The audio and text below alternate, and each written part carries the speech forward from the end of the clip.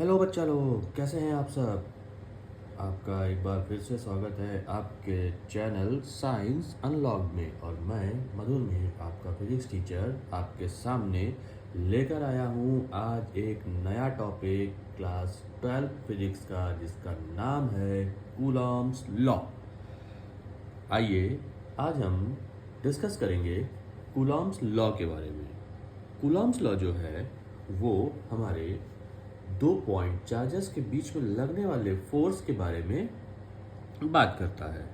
देखिए, जब भी कूलॉम्स लॉ पूछा जाए तो कूलॉम्स लॉ हमें किस तरह से लिखना है, सबसे पहले हमें उसका स्टेटमेंट बताना है, फिर उसके डायग्राम को बनाना है, और फिर उसका जो स्टेटमेंट कहता है वो कैसे उसको वेरीफाई करता है, उसके वेरिफिकेशन के लिए जो मैथमेटिकल रिप्रेजेंटेशन होता है उसको लिखा जाता है। तो ठीक है, आइए बात करते हैं कूलॉम्स लॉ के बारे में। तो देखिए, स्टेटमेंट क्या है।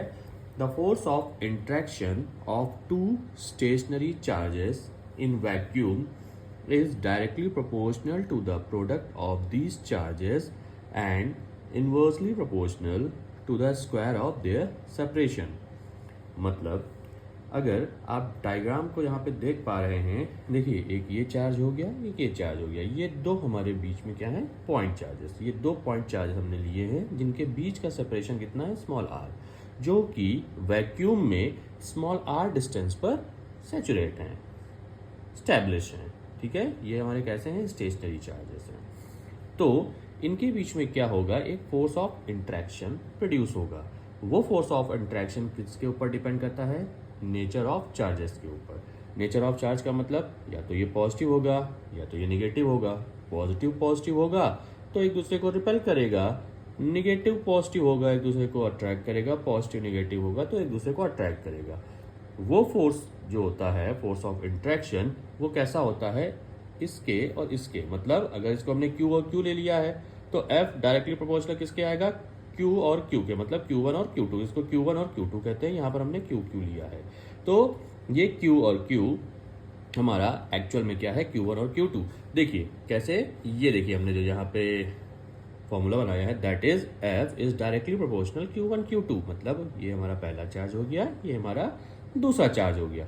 दोनों के बीच में जो डिस्टेंस है वो कितना है, वो स्मॉल आर है। और इंट्रैक्शन जो है वो क्या है, वो या तो अट्रैक्टिव होगा या रिपल्सिव होगा। ठीक है, तो वो जो फोर्स होगा उसका मैग्नीट्यूड इनके प्रोडक्ट के डायरेक्टली प्रोपोर्शनल होगा। साथ ही साथ जो फोर्स ऑफ इंट्रैक्शन, मतलब जो फोर्स ऑफ अट्रैक्शन और रिपल्शन इन दोनों चार्जेस के बीच में काम करेगा, वो इनके बीच की डिस्टेंस के स्क्वायर के इनवर्सली प्रोपोर्शनल होगा।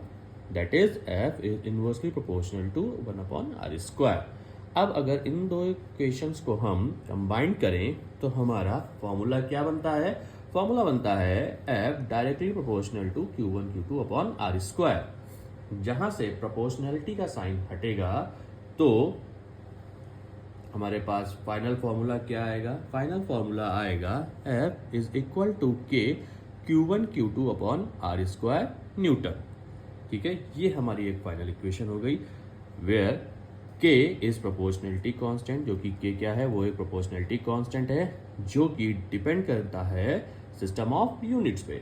ओके, इसकी वैल्यू कितनी होती है, इसकी SI यूनिट होती है 9 × 10⁹ newton metre square upon coulomb square. उसी जगह पे इसको हम एक और कांस्टेंट से डिनोट करते हैं जिसका वैल्यू है K इज इक्वल टू 1/4πε0। इसी 1/4πε0 की वैल्यू 9 × 10⁹ होती है, जिसमें एप्सिलॉन नॉट जो है वो क्या शो करता है, एप्सिलॉन नॉट जो शो करता है वो शो करता है परमिटिविटी ऑफ फ्री स्पेस। क्या शो करता है, परमिटिविटी ऑफ फ्री स्पेस, जिसकी न्यूमेरिकल वैल्यू जो होती है वो कितनी होती है, 8.85 × 10⁻⁻12 कूलम स्क्वायर पर न्यूटन मीटर स्क्वायर।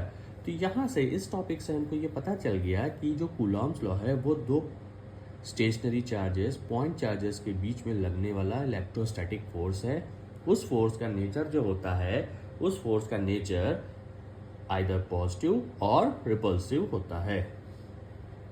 मतलब पॉजिटिव मीन्स आइदर अट्रैक्टिव और रिपल्सिव। पॉजिटिव का मतलब हो गया कि अगर देखा जाए तो अगर वो पॉजिटिव निगेटिव चार्ज होंगे तो एक दूसरे को अट्रैक्ट करेंगे तो पॉजिटिवली वर्क करेंगे, अगर वो एक दूसरे को सेम नेचर के होंगे पॉजिटिव पॉजिटिव रिपेल करेंगे तो वो अपोजिट वर्क करेंगे, तो इस निगेटिव वर्क करेंगे। तो इसलिए यहाँ पर हमारा जो 2 पॉइंट चार्जेस होंगे उनके बीच में जो फोर्स लगेगा वो फोर्स नेचर ऑफ चार्जेस के ऊपर डिपेंड करता है।